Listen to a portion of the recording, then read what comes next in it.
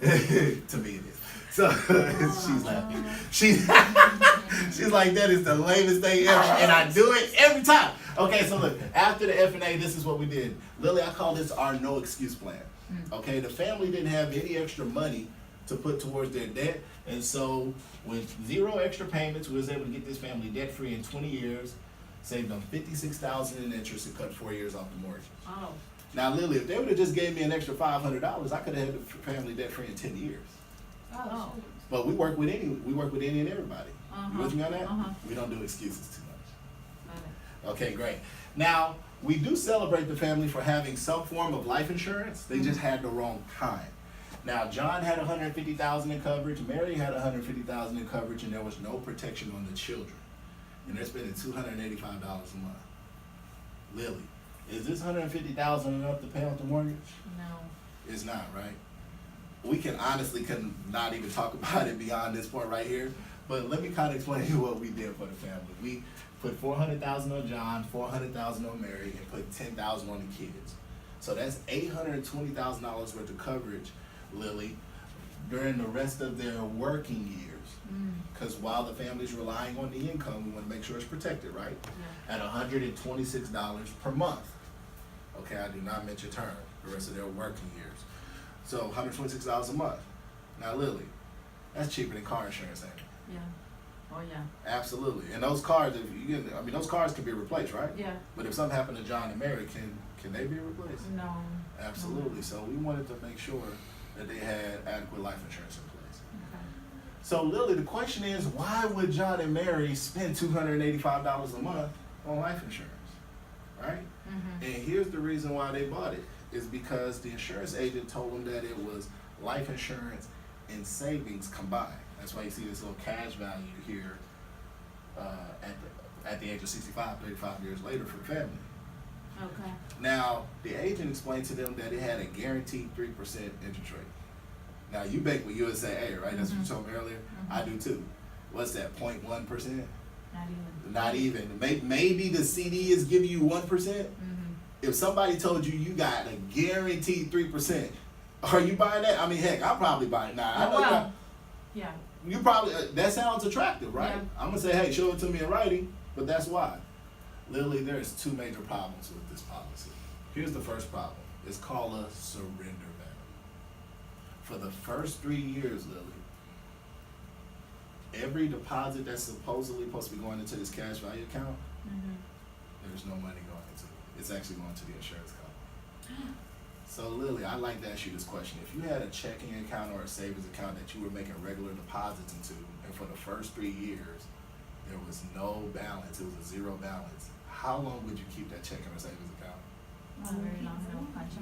Not long at all. That's horrible, ain't it? Yeah. That's called a surrender value. Here's the second major problem, really, is let's say that you keep the policy beyond the first 3 years. Let's say you didn't even check it, right?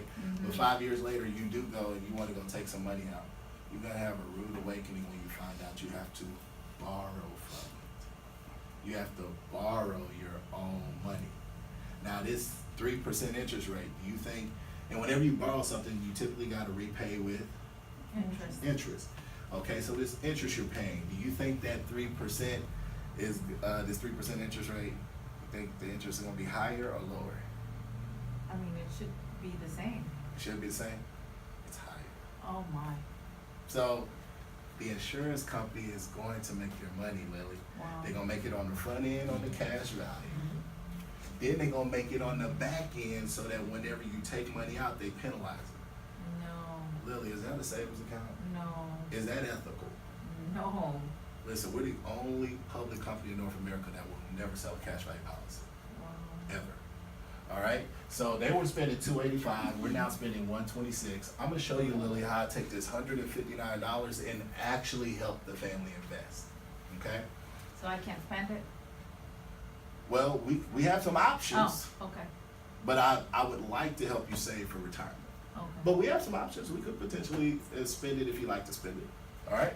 Now, but we definitely don't want it. We don't want to borrow on it, do we? No. Absolutely not.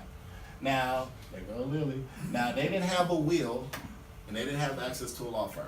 So for $36, Lily, we put a will in place for the family. You're not gonna find it cheaper than that. $36.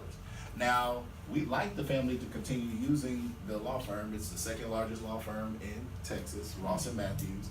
They can handle any legal matters that you have, okay? At $25 a month, there's no contract on that. John and Mary was spending $243 a month for auto and home insurance. We were able to reduce that by $65. And that $65 could be used to pay this debt off a little bit faster, Lily, or that's a $43,000 college fund for the kids. The point is you have options. You see how she's saying these words now? You like options, right? Yeah, I like I like options too. Okay, last but not least, John and Mary had $20,000 in an IRA, and unfortunately it was only earning 1.5% interest.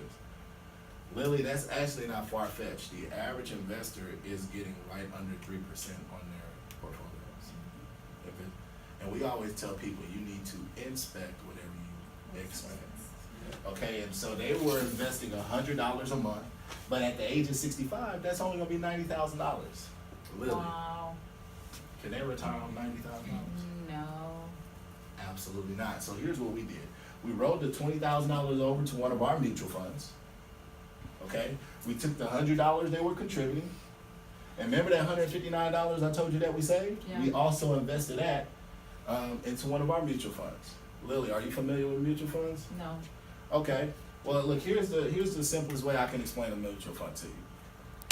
All right, Lily, if you had $100 and you wanted to buy a share of Google, now a share of Google is like $1,000. With $100, can you buy a share of Google? No. No, and you gotta shake your head. Don't confuse them. No, right? You can't. But I have a question for you. If you had a group of 10,000 individuals who all had $100, it's a mutual group right here. 10,000 individuals with $100 is $1 million. Could we buy Google then? Oh, yeah.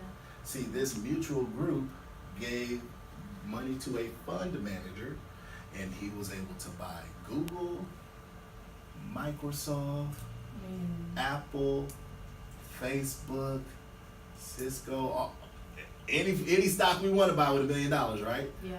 So the power of the group allowed us to have great buying power, right? See, this is how, Lily, and we invest as little as $50 a month, but this is how your small dollar amount can give you great play in the market that you would never have. Now, Lily, a conservative mutual fund is at 6%. That's conservative. Listen, I got over 30 funds that do that all day. Okay? And that's $500,000 at the age of 65. That's somebody who don't like a lot of risk or up and down the market. You with me on that? Now, 9%, we consider that to be more of a growth-oriented mutual fund. Okay? And we have quite a few mutual funds that do that as well. That's $1.2 million by the age of 65. Listen, whether I'm dealing with a conservative investor or somebody who likes more of a growth-oriented investment, $500,000 and 1.2 is a lot more than 90, right? And it's 124, ain't it? Oh, yeah. Right. So, Lily, the question that I asked John and Mary is, look, I know you are married to your plan A, because a lot of times we kind of married to our original choice, right? But after having a complimentary financial plan done, I was able to take that same money, John and Mary, and put you in a 100% better situation. Do you want to stay married to your plan A, or do you want to potentially work with my plan B? I'm getting a divorce from A. You getting a divorce, man? Look, I feel good about that. Thank you so much. Well, we'll love to do a financial plan for you, right? And sometimes I do close F&A right there on that page. Typically, it's on this page. So, in conclusion, thank you so much for your time, Lily. In conclusion, what we want to do is we want to build a solid financial house for your family. Okay? It's kind of a representation of a physical house. And whenever you're building a physical house, what's the most important thing? Your income? Like, No, a physical house. oh, the foundation, the bottom. The foundation. But look, you got it right, actually. That's interesting, right? The foundation. And so what we want to do is we want to protect your income, because your income is the foundation to your financial house. No income, no financial house, no real house. True or false? True. Exactly. And so we want to make sure that your income's protected. Professionals say you typically need 7 to 10 times your income in life insurance. So if you make $50,000, you need somewhere between $350 $500,000 to $500,000 in insurance. That's what most professionals say. Okay. But the next thing we want to do is we want to protect the integrity of things that are inside the house. So we want to put a roof on the house. That's legal protection. Okay, so we want to make sure your will and estate planning is done appropriately. And that makes sense, right? Yeah.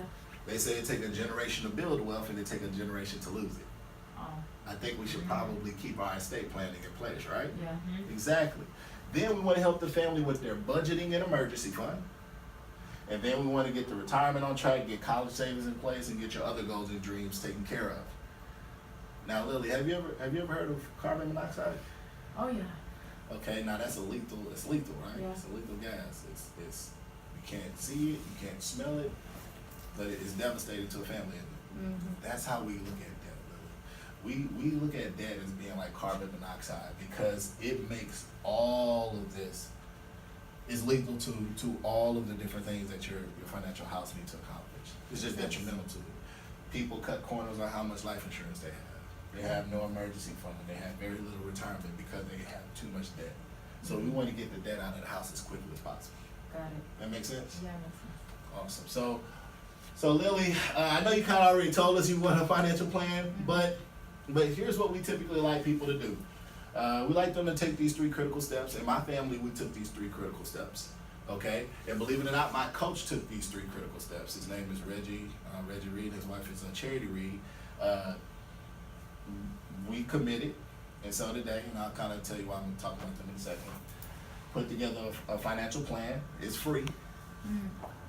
And then follow the plan. Now, the reason I brought up my coach, Reggie and Charity Reed, they're the brokers at the office, is because following this financial plan, they were able to get debt free in 3 years. Oh, wow.